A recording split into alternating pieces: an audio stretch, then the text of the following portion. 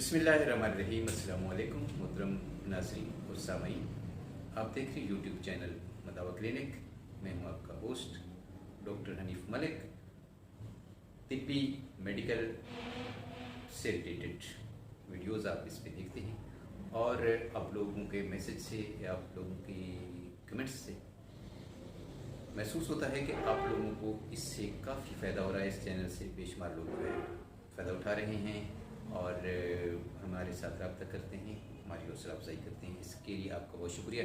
अगर आज आप चैनल पे नए हैं तो चैनल को सब्सक्राइब कर दें ताकि आपको हमारी वीडियोस मिलती रहें और आपको भी सेहत से मतलब का कोई सा इशू हो तो फिर आप फ़ायदा उठा सकें।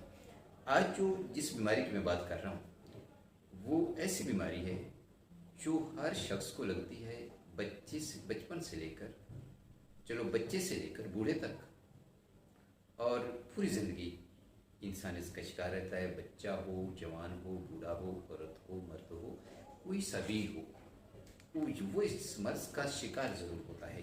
बल्कि इसको जो है तिब्बी इस्तिलाह में उम्मुल अमराज कहते हैं, यानी बीमारियों की माँ।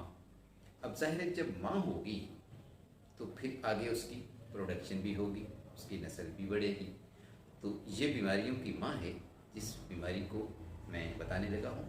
और मेरा तजर्बा ये है कि इसको बीमारी कम कंसीडर किया जाता है क्योंकि इसकी अलामत ऐसी होती हैं कि इंसान समझता नहीं है, जो नॉलेज नहीं रखता कि ये वाकई बीमारी है जो मुझे इशू आ रहा है, कि या फिर वैसे ही ज़िंदगी के साथ इसी तरह यह सब के साथ होता है जो मेरे साथ हो रहा है। हालांकि इसकी अलामत जब होती हैं तो वो बीमारी दाहक होती है। ये मेरी रिसर्च है और तजुर्बा है, मैंने देखा है, आजमाया है लोगों को। तो फिर जब हम इसके मुताबिक इलाज करते हैं तो फिर ठीक हो जाते हैं। वो कहते हैं जी वाकई में तो इसका मालूम ही नहीं था डॉक्टर साहब, आपने तो इसका इलाज किया तो फिर पता चला कि वाकई ये बीमारी है और हम इसको बर्दाश्त कर रहे हैं, इसको झेल रहे हैं। अच्छा, बीमारी का नाम है कब्ज़, क्योंकि मैं स्टार्ट में बता दूं ताकि आपको समझने में आसानी रहे। इसको उम्मुल अमराज कहते हैं और इसकी जो अलामत है ना वो ये है कि जो फुजला है ना, जो वेस्ट है हमारी बॉडी का, वो वक्त पर खारिज नहीं होता बल्कि गैस खारिज होती है।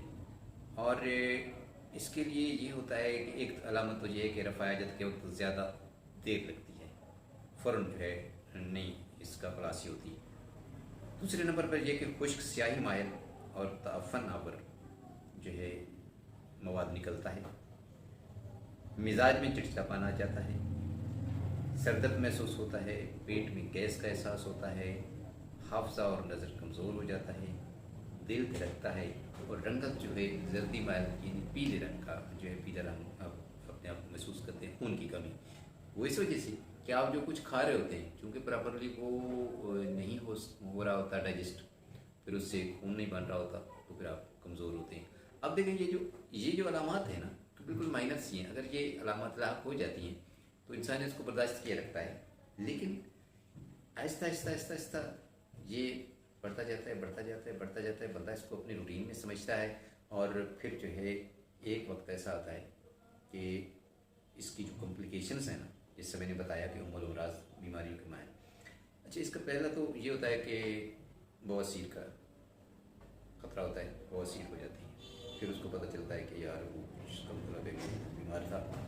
अच्छा, दूसरे नंबर पर क्या होता है, गैस चूँकि खारिज हो रही होती है तो तबखीर मैदा हुक्मा हजरत कहते हैं। जब तबखीर होती है तो वो क्या दिमाग को इफ़ेक्ट करती है और ब्लड प्रेशर बढ़ जाता है।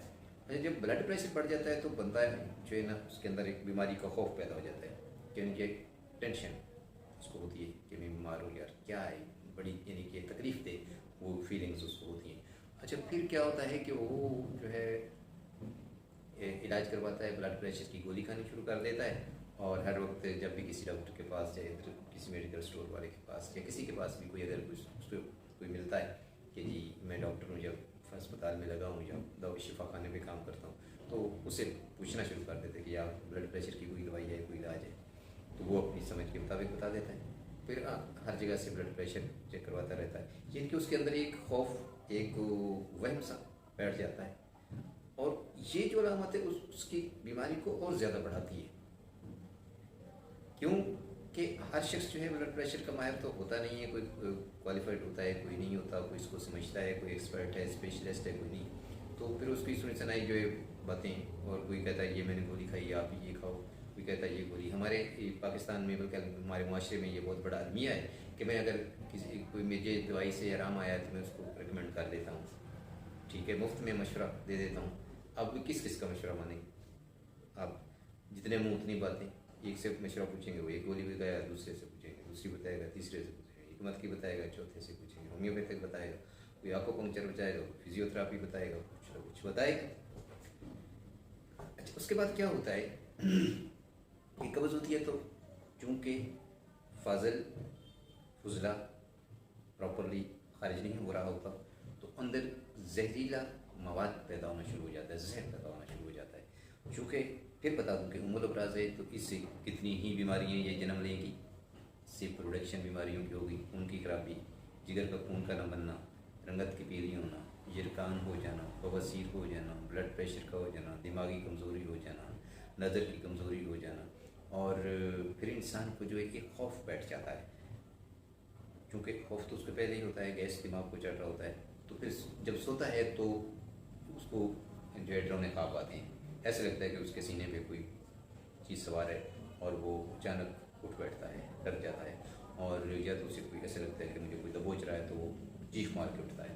तो ये कब्ज़ की वजह से काबूस हमारी का नाम है, वो हो जाती है, और बंदा जो है डर के उठ बैठता है। अच्छा, जब इस साइड पे लेटता है, यानी कि जो ये बाईं साइड है, इस पे लेटता है, तो लेट नहीं सकता। जैसे लेटेगा दिल की धड़कन बढ़ जाएगी, और फिर वो उसको जो है नींद से बेदार हो जाएगा जल्दी से, फिर उसको नींद नहीं आएगी। फिर उसको ये होता है कि पता नहीं मुझे कुछ हो जाएगा, मैं मर जाऊँगा। फिर सुबह उठता है, कुछ ठीक होता है, पता है शुक्र अल्लाह करें तो बच गया, मरा नहीं, क्योंकि हर वक्त उसको मौत का खौफ रहता है। इसके बाद आगे क्या है, आगे ये होता है कि उसको टेंशन के बाद डिप्रेशन हो जाता है।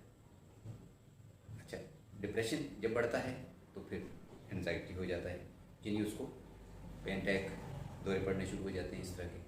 वो फिर सबको बुला लेता है कि मेरी एक वीडियो भी इस चैनल पर पड़ी है, इस मामले में उसको मैंने बताया, तो आप उसको ज़रा स्टडी कर लीजिएगा, वाच कर लीजिएगा। अच्छा, उसको जो है दौरे पड़ने शुरू हो जाते हैं। बहुत कहता है जी मेरा ब्लड बढ़ गया है, मेरा दिल तेज़ तेज़ धड़क रहा है, अब मुझे कुछ हो जाएगा, मुझे फ़ौरन तबीयत इमदाद दी जाए, या तो हॉस्पिटल ले जाइए, डॉक्टर को बुलाएं। तो अच्छा, फिर ये दौरा जो कि दौरा ही होता है, वक्ती तौर पर होता है, तो ज़्यादा से ज़्यादा 5, 10, 15 मिनट रहता है, जब तक उसको डॉक्टर आता जाता है या अस्पताल जाता है, वो ठीक हो जाता है। लेकिन ये हालत उसकी बड़ी शदीद होती है, बहुत घबराहट होती है उसको, दिल तेज़ धड़कता है, ब्लड बढ़ जाता है, और खौफ बहुत ज़्यादा हो जाता है कि पता नहीं क्या होगा। तो इस तरह की जो अलामात हैं ये कब्ज़ से शुरू होती हैं। अब इन अलामात को कोई कब्ज़ से जोड़ता नहीं है, उससे लिंक नहीं करता कि ये कब्ज़ की वजह से ही। डॉक्टर के पास जाते हैं, वो क्या करते हैं, ब्लड प्रेशर आपका चेक करते हैं, ब्लड प्रेशर आपका हाई है, आपको दवाई लिख के दे देते हैं, और कहते हैं ये खाओ। अच्छा, परहेज़ जी कोई जो मर्ज़ी खाओ। अब ये तेज़ नमक मिसालेदार अशिया जो हैं, इससे ब्लड बढ़ता है। अब कब्ज़ होता क्यों, अलामात तो मैंने आपको बता दी। अब क्यों होता है कि हम जो खुराक खाते हैं, जिसमें गोश्त है, चावल है, दाल माश है, बैंगन है, करेले हैं, और इस तरह की काबिज़ जितनी भी अशिया हैं जो कब्ज़ करती हैं, हबस होती हैं, जिनको हिकमत में कहते हैं, तो वो प्रॉपरली जो है बॉडी में ये जो खराज नहीं होता उनका। जिस तरह पकोड़े हैं, समोसे हैं, शवारमा है, जितना भी फास्ट फूड है, जितनी बेकरी की अशिया है, ये सब की सब जो है, फिर चाय है, काफ़ी है, ये भी कब्ज़ करती हैं। अब चे से शुरू होने वाली जितनी भी चीज़ें हैं क्या करती हैं, एक तो आपको कब्ज़ करती हैं, दूसरा मोटा करती हैं। जिसको कब्ज़ होगा वो शख्स मोटा होगा। हमारे पास जब स्मार्ट होने के लिए लोग आते हैं, जी में स्मार्ट कर देते हैं, उसको देखते हैं तो कब्ज़ को शाह दवाएँ देती हैं, उसका जनाब स्मार्ट होने शुरू हो जाते हैं, कब्ज़ भी दूर हो जाती है, पहले उनको मालूम ही नहीं होता। फिर ये चीज़ है कि डॉक्टर ने आपको, हकीम ने, मुआलिज ने परहेज़ बता दिया कि इन चीज़ों से करना है। अब आप दवाई लेके घर चले गए, अब वो मुआलिज जो है उसने कोई कैमरा नहीं लगाया हो कि आपको वॉच करे, या फिर वो भी डंडा दे कि आपके सर पर तो नहीं खड़ा होगा, उसने बता देना कि ये करो, कोई नहीं करता, तो अब डॉक्टर तो कुछ नहीं करता। फिर जो है चूँकि ग़िज़ा और दवा दोनों का ये 50-50 जो है किरदार है ठीक होने में। तो जो डॉक्टर आपको परहेज़ ना बताए उससे आप इलाज ही नहीं करवाएं। उसे कहिए आप हमें परहेज़ बताएं किस चीज़ से हमें बचना है ताकि हमारा प्रॉपर इलाज हो सके और हम उसको जो है उससे वो कर सकें, इलाज कर सकें ताकि हम उससे बच भी सकें। तो ये चीज़ें ज़रूरी हैं। और अगर आपको कब्ज़ है तो फिर आपने क्या करना है, दूध गर्म करके इसमें 1 चम्मच देसी घी डालकर पिएँ। बाद लस्सी पीने से भी कब्ज़ दूर हो जाती है। पुख्ता खरबूजा खाएं। 3 अदद इंजीर दूध में उबाल कर रात को सोने से पहले पी लें। तरबूज का चंद दिन मुतवातर इस्तेमाल भी कारगर साबित होता है। पुख्ता पपीता का इस्तेमाल किया जाए। सुबह निहार मुँह छिलके समेत जो है सेब वो खाना बहुत फ़ायदेमंद है। और ग़िज़ा जो है आप जब भी खाएं तो भूख रख कर खाएं। ताज़ा फल और सब्ज़ियाँ कसरत से इस्तेमाल करें। ये इन हिदायत पे अमल करके आप कब्ज़ से छुटकारा पा सकते हैं और सेहतमंद रह सकते हैं।